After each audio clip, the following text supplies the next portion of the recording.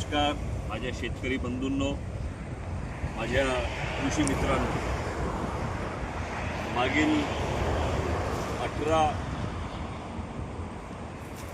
जुलैला विदर्भ, महाराष्ट्र आणि त्यानंतर विदर्भ, महाराष्ट्र, तेलंगणा, आंध्र प्रदेश, कर्नाटका आणि केरळ असं एकंदरीत 18 जुलैपासून मी एक प्रवास सुरू केलेला आहे.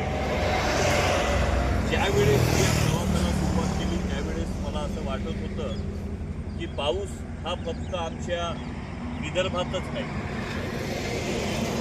चौफेर कुठेतरी पाऊस असेल, या प्रवासामध्ये आम्हाला पावसाचा फटका बसेल.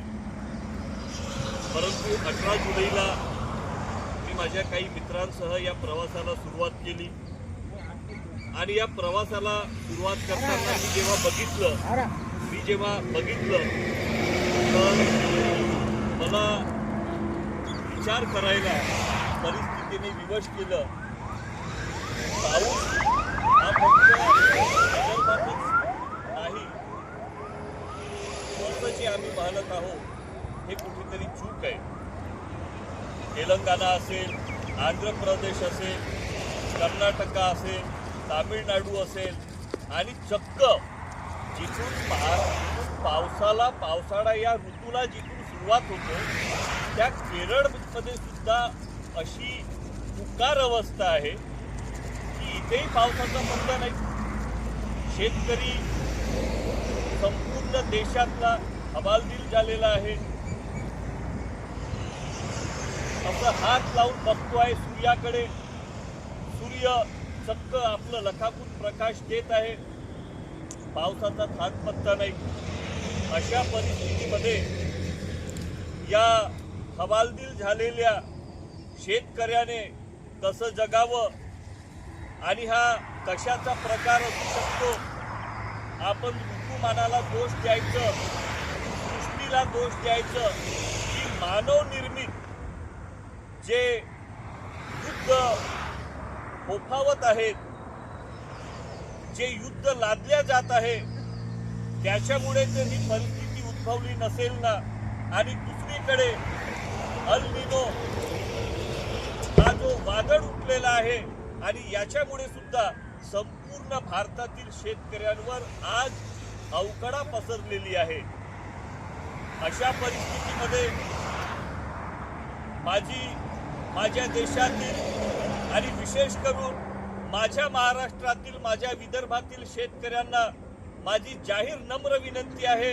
अरे, जिथून पावसाला सुरुवात होतो त्या केरळमध्ये पाऊस नाही, तिथून तामिळनाडूला येतो आणि कुठे कुठे जातो, परंतु इकडेच अगर पाऊस नाही तर विदर्भातील शेतकऱ्यांना तुम्हाला सुद्धा घाबरण्याची गरज नाही.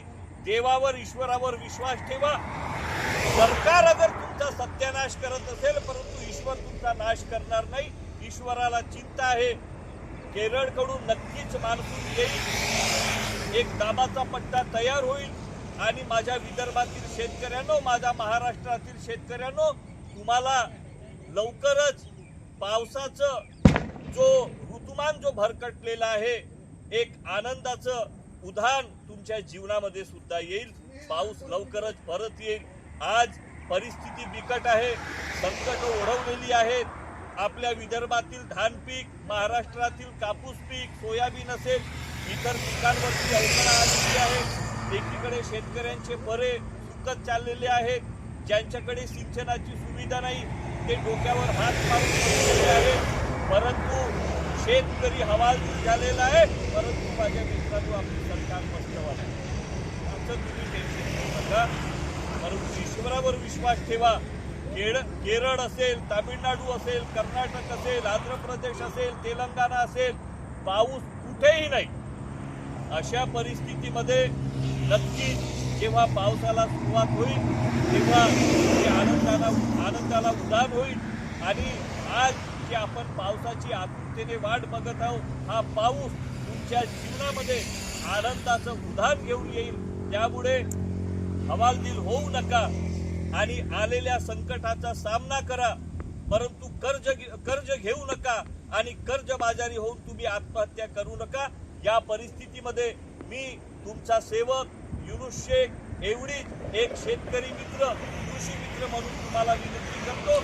आणि माझ्या शेतकरी मित्रांनो, शेतकरी बांधवांनो, शेतकरी समाजांनो, शेतमजुरांनो, तुम्ही घाबरू नका.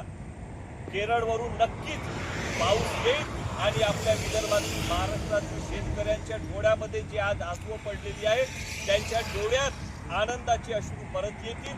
याबरोबर एवढी तुम्हाला विनंती करतो, शेतकऱ्यांनो घाबरू नका, परिस्थितीचा सामना करा, लढा द्या. शेतकरी हाच आमचा समाज आहे, शेतकरी हाच या जगाचा पोशिंदा आहे. अगर तुम्ही हिंमत हारली तर देश हरला. आपल्याला देश हरू द्यायचं नाही आहे, म्हणून तुम्हाला या परिस्थितीचा सामना करायचा, लढा द्यायचा आहे. आणि या परिस्थितीच्या, या संकटाच्या परिस्थितीमध्ये आम्ही सर्व तुमच्या सोबत आहोत.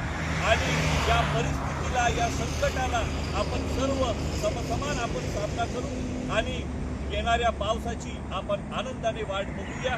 शेतकरी मित्रांनो, स्वतःला सांभाळा, संकटांचा सामना करा, पाऊस नक्कीच येईल. बस एवढीच तुम्हाला विनंती आहे, घाबरू नका. हीच जाहीर नम्र विनंती करतोय. जय हिंद, जय महाराष्ट्र, जय विदर्भ.